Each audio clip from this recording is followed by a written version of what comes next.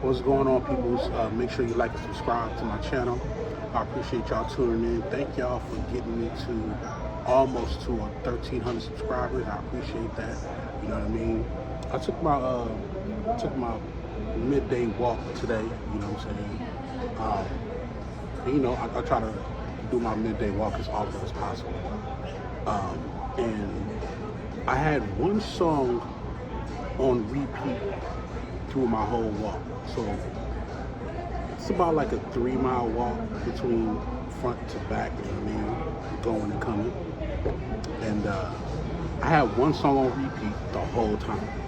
Right now I'm just getting some food before I go back to the studio and get some work in. And that record is the new record, the Clipse, So Be It.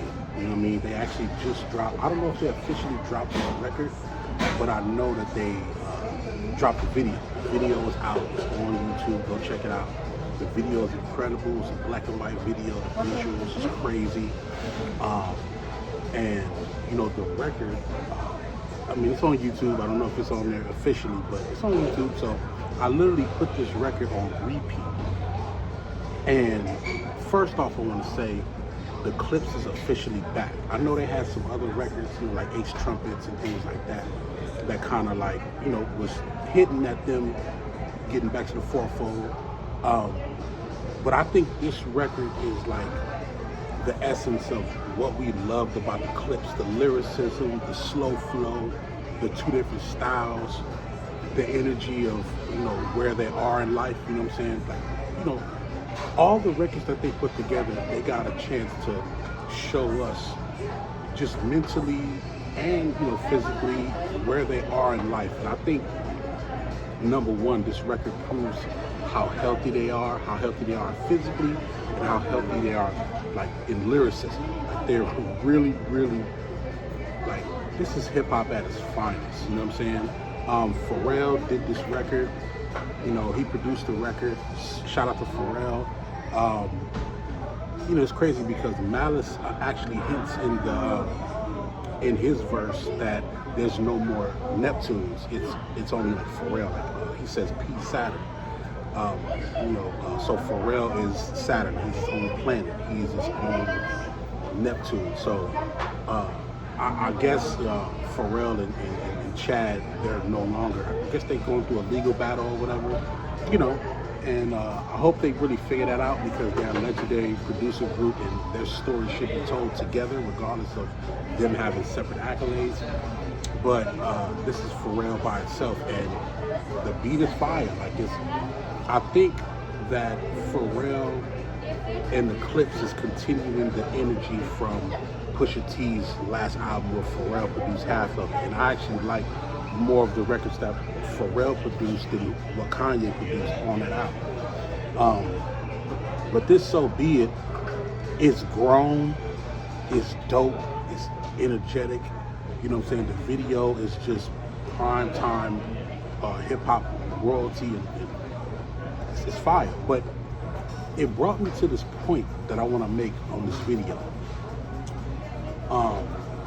And I want to talk about grown-up hip-hop. I'm not saying that that's an actual term, but I do want to talk about artists who have had careers beforehand, and then, you know, for whatever reason, them not being as prominent in the industry and then coming back to do music. I want to talk about that. And it's important for us to, number one, celebrate our artists, like celebrate our legends. The Clipse, we consider them a legendary group in hip hop. So we have to celebrate them to a degree of, even if you never listen to any more new music that they put out, they've put out enough music in the past to where they're solidified in the game, no matter how you want to put it. But then the other half of it is, they have the talent and the wherewithal to be able to put out new music at a high level, and we have to respect that as well. They're putting out music at a high level, and the reason why I call it grown-up hip-hop is just for this reason only.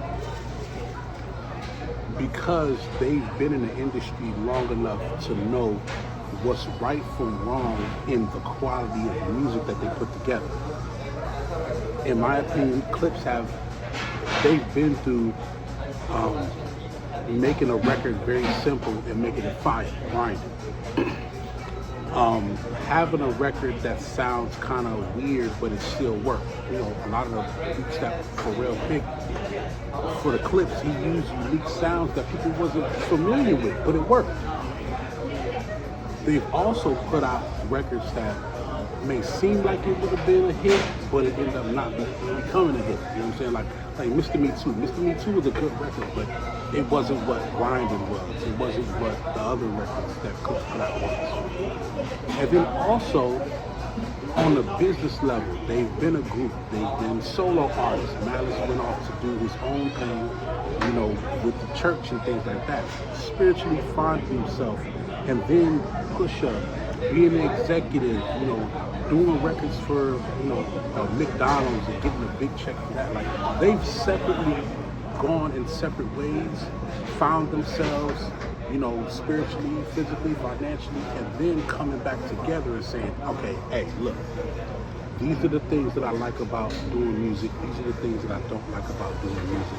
Let's approach this from a situation where it's like, yo, we have the power to create what we want and give the fans what we want, not what everybody thinks we should do. And I think that this song, So Be It, is a reflection of all of that. Not saying that I know that they've been through these conversations, but I'm just assuming as a hip-hop fan and as a producer and engineer myself, if I've been through a lot of the trials and tribulations of music, and then I want to position myself to be able to still give good music, but give it to the fans the way I see it. The best way would be learn from your mistakes, learn from their experiences, you know what I'm saying? And then the grown-up hip-hop term, not to keep using that, but we'll talk about it. The grown man hip-hop, or grown woman hip-hop, whatever you want to call it, grown hip-hop, is more in the context of, we can speak from the perspective of being young and dumb, being young and having fame, going through things with your family and friends, massive loss, massive gain. It's the experience that makes the great records. Even still to this day, regardless if y'all say this is a young man's game, the top artists are over 35, 40. Let's just be honest. The top artists, they're over 35, 40. It's not the young artists. You know, the top artist is not a 21-year-old or a 22-year-old or 18-year-old. They're older in nature, and they've been through a lot. Because grown hip-hop is about walking somebody through your journey and then letting them know how it is coming out on the other side, which is the important. This Clipse album, at first I was like, you know, I want to treat the Clipse Return like how I treated LL Cool J or, you know, other artists that have had legendary runs and they're coming back to the forefront. Like with LL Cool J, I appreciate him just continuing to put out music. Like Ice Cube as well. I just appreciate him putting out music. Did I like the particular albums and the music that they put out? Not per se. Some of it was cool. But it was more so, I'm going to respect my legends, and even if they just got one song that I like, I'm going to add it to the playlist and appreciate that. With the Clipse, it's different. I think the Clipse, they still got advanced lyricism. They know how to, they've always knew how to pick the right music and the right beats. Whether Pharrell is telling them to rap on it or not, they're approaching it the right way. They're making fire. No, like current, you can play this now, this deserves noteworthy praise and promotion, fire. That's what's important about what's happening now. And the artists that's in the game putting out what they're putting out, so far. Like, yeah, is there a drop off in the quality of music? I believe so for the most part, but if you really pay attention and you really are a fan of hip hop, because to be a fan of hip hop, whether you're a fan of hip hop from the 70s, 80s, 90s, 2000s, 2010s, 2020s, whatever. If you're a fan of hip hop, one of the true things you have to realize you need to do is you need to search and find the great music. It's always been like that. Search and find the great lyricists. Search and find the great albums. We need to go back to the energies of when you hear a dope record, share it to the people, share it to your friends. Just say, hey, I don't think you heard this before. This is fire. We need to get back to that. We need to get back to sharing the real songs, not the singles, the real records that really touch your soul. I think the Clipse is going to make a fire album. I think the So Be It record is a reference of what's to come, the greatness to come from the Clipse. Pusha is at an all-time high with delivering lyrics, man. Malice, I've always been a fan of Malice because of his vocal approach, the certain things that he says. Even now with Malice Reborn, as the new Malice, the one who was not heavy in the drug game, the one who's more spiritually connected, the one who he's more so taking the brighter way out than the foolish way out. His lyricism is still unique, showing people how to actually make great music and great lyricism without talking about bullshit. Pusha T is consistently giving us great music. His past few albums, fire.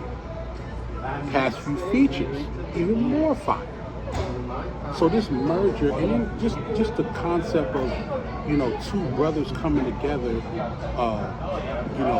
reconciling their differences and moving forward musically. Come on, man, we love that, man. We love that.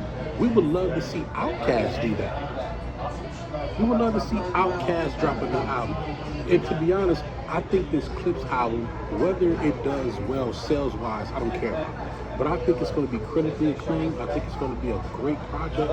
And I think it's going to make other groups reassess whether they need to get together musically or not. Because if we as the fans, we as the creators, if we support a return like the Clipse, who's to say we won't get an Outkast album? You know what I mean? Who's to say we won't get a new MOP album? Who's to say we won't get a new State Property album? Who's to say we won't get a new Dog Pound album? Who's to say we won't get a new, I don't know. Who's to say we won't get a new Goody Mob album? You know what I mean? I think the Clipse got something going. They're signed to Rock Nation. Of course, they had that whole stench with Def Jam trying to block Kendrick Lamar's verse and try to block that song. They said this was happening like a year ago, but they're on Rock Nation now. And you already know what Hov gonna do. You know Hov gonna let the record fly. Hov gonna let the music, and I think he's gonna actually put a verse on this album.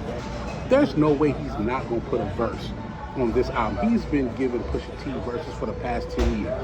There's no way he's not gonna put a verse on the Clipse album. Come on. Come on. Come on. We need that. But let me know what y'all think in the comments. Let me know what y'all think about this Clipse album. What's your favorite, first off, what's your favorite past Clipse song?